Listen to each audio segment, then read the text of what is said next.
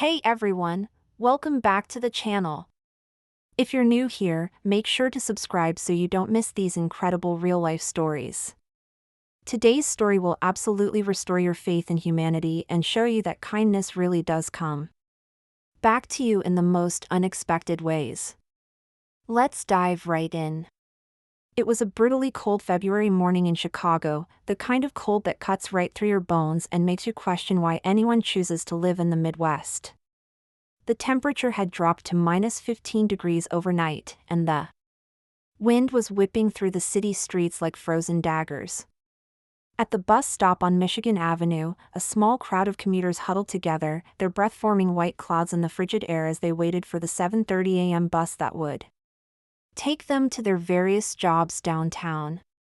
Among them stood Maya Chin, a 28-year-old nurse who worked the day shift at Chicago General Hospital. Maya had been working as a pediatric nurse for 4 years, and despite the long hours and modest pay, she absolutely loved her job. There was something about helping sick children get better, about being there for families during their most difficult moments, that gave her life meaning in a way that no amount of money ever could. Maya wasn't wealthy by any stretch of the imagination. She lived in a small studio apartment about 30 minutes from the hospital, drove a 15-year-old Honda Civic that she bought used, and carefully budgeted every dollar to make sure she could pay her student loans, rent, and still have enough left over to send a little money home to her parents who were struggling to keep their small restaurant afloat after the pandemic. But despite her financial struggles, Maya had always been the kind of person who noticed when others were in need. She was the nurse who stayed late to comfort a scared child, the neighbor who brought soup to the elderly woman next door when she was sick, the friend who would give you her last $20 if you needed it more than she did. On this particular morning, Maya was wrapped in her warmest winter coat, a thick wool scarf that her grandmother had knitted for her before she passed away, warm gloves, and sturdy boots. She had learned from experience that Chicago winters were not to be underestimated, and she always dressed appropriately for the weather.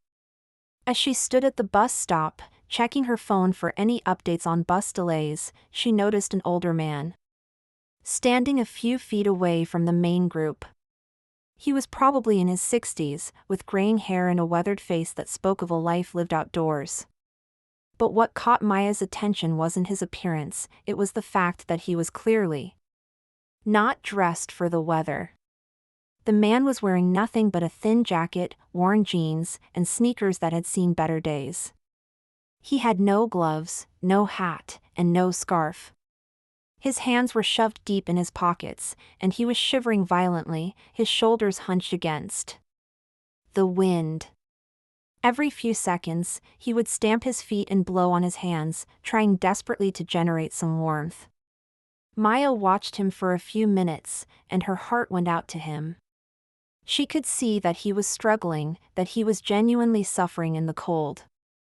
She looked around at the other commuters, hoping someone else would offer help, but everyone seemed focused on their phones or lost in their own thoughts, eager to get on the bus and escape the cold. The man caught her looking at him and gave her a small, embarrassed smile. "Cold morning, isn't it?" he said, his voice slightly shaky from the cold. "It really is," Maya replied. "Are you okay? You look like you're freezing." The man shrugged, trying to play it off. "I'll be fine. Just didn't realize it was going to be this cold when I left the house this morning." Maya studied his face and could see that he wasn't just cold, he was the kind of cold that could be dangerous. His lips had a slight blue tinge, and his shivering was becoming more violent. She made a decision that would change both of their lives forever. Without hesitation, Maya unwrapped the scarf from around her neck. It was her favorite scarf, the one her grandmother had made with such love and care. It was warm, beautiful, and irreplaceable. But looking at this stranger who was clearly in need, Maya didn't think twice. "Here," she said, walking over to the man and holding out the scarf. "Please take this. You need it more than I do." The man looked surprised, almost shocked. "Oh no, I couldn't possibly take your scarf. You'll be cold."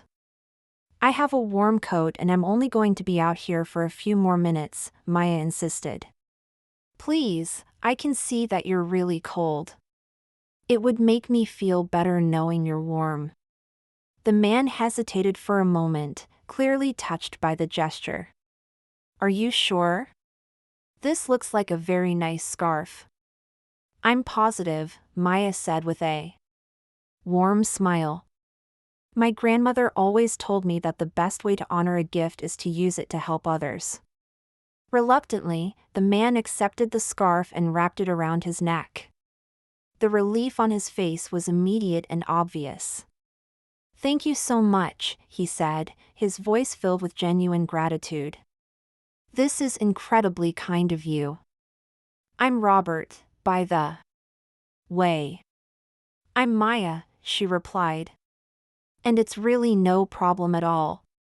Just then, the bus arrived, and the crowd of commuters began boarding. Maya gave Robert one last smile and got on the bus, finding a seat near the window. As the bus pulled away, she looked back and saw Robert still standing at the bus stop, now wrapped warmly in her grandmother's scarf, waiting for a different bus. Maya felt good about what she had done, but she didn't think much more about it. For her, helping someone in need was just the natural thing to do. She had no idea that Robert had been watching her carefully from the moment she noticed him, that he had seen her look around at the other commuters, that he had observed her internal struggle before deciding to help. What Maya didn't know was that Robert wasn't just any ordinary person waiting for the bus. Robert was Robert Harrison, one of the wealthiest men in Chicago and the CEO of Harrison Industries, a massive conglomerate that owned everything from real estate developments to technology companies to charitable foundations. Robert was worth approximately $3.2 billion, owned homes in 6 different countries, and had more money than he could spend in 10 lifetimes.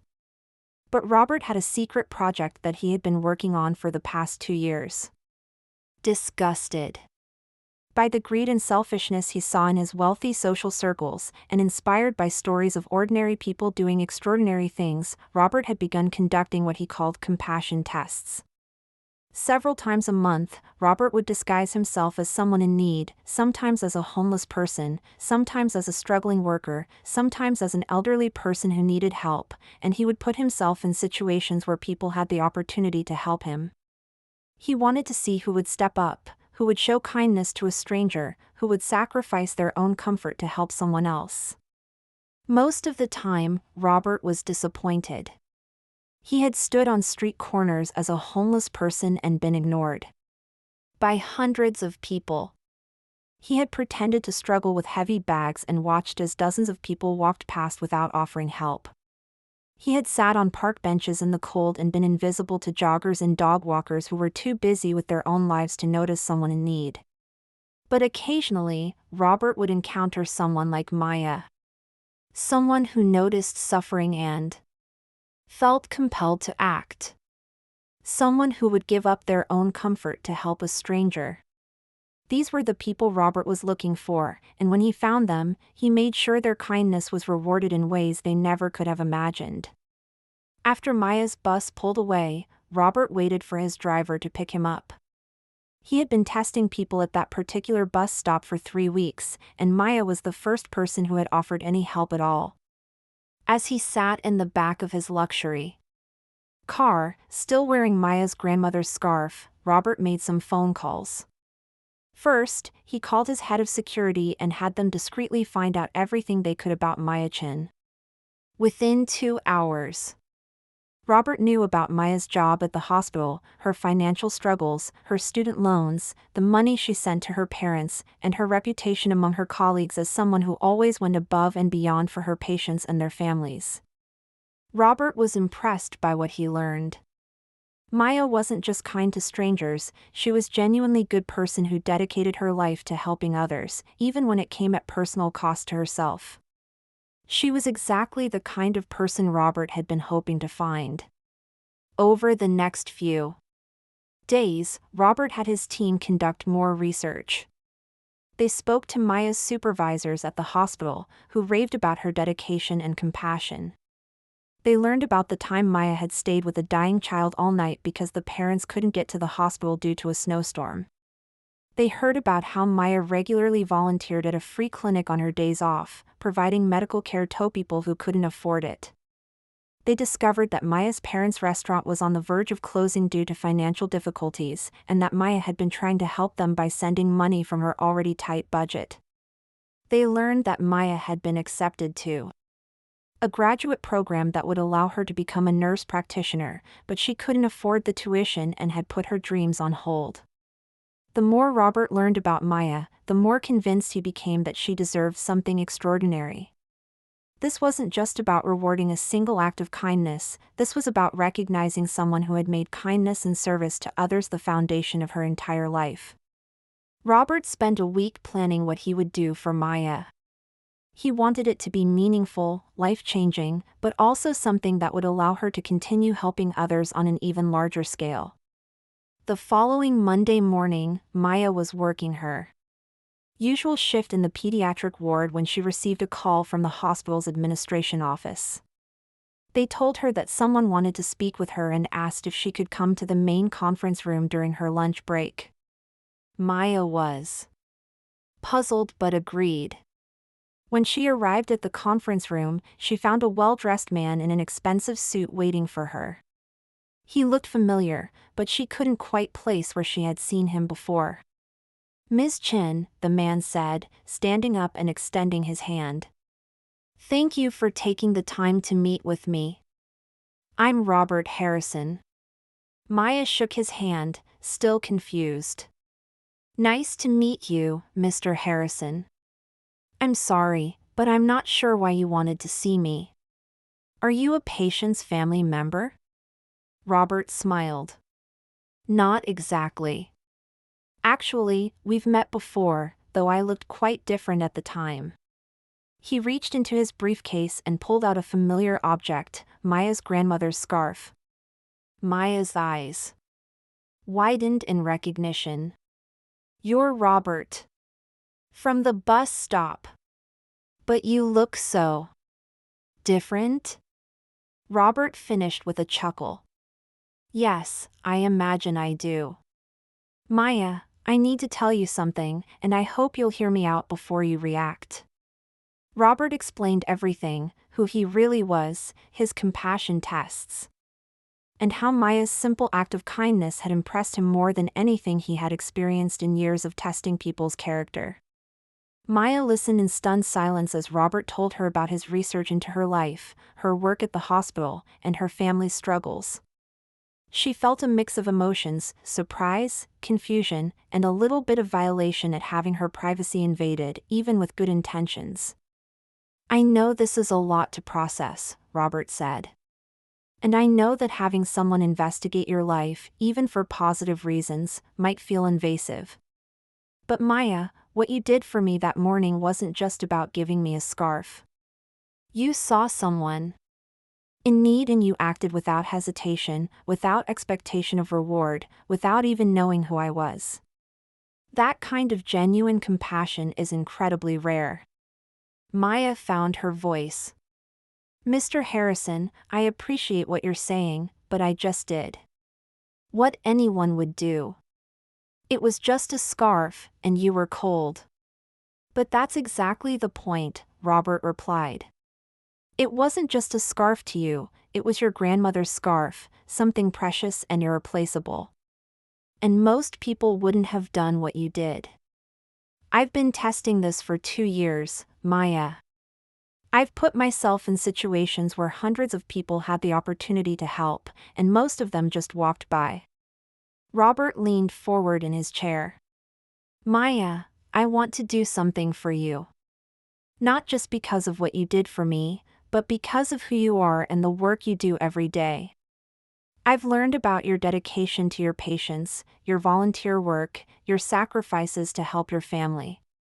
You represent the best of humanity, and I want to make sure you have the resources to continue making a difference." Maya was still processing everything. "I don't understand. What are you saying?" Robert smiled. I'm saying that I want to change your life, if you'll let me. First, I want to pay off all of your student loans, every penny. Second, I want to fund your graduate school education so you can become a nurse practitioner like you've always dreamed. Third, I want to provide a grant to your parents' restaurant so they can not only stay open but expand and thrive.